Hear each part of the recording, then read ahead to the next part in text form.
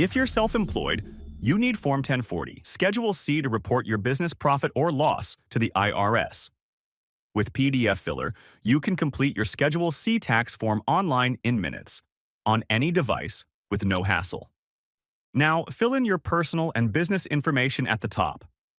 In Part 1, enter your gross receipts or sales returns and allowances, and calculate your gross income. In Part 2, report your business expenses, advertising, car and truck expenses, supplies, utilities, and more. Enter each amount carefully in the corresponding field.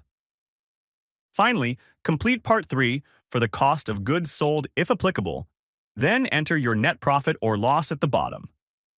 Once finished, click Done to save your completed Schedule C form.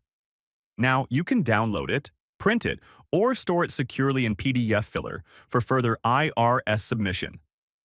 Filing your taxes doesn't have to be complicated. Try pdfFiller today with a free trial and complete all your tax forms online. Fast, easy, and professional. Start now at pdfFiller.com.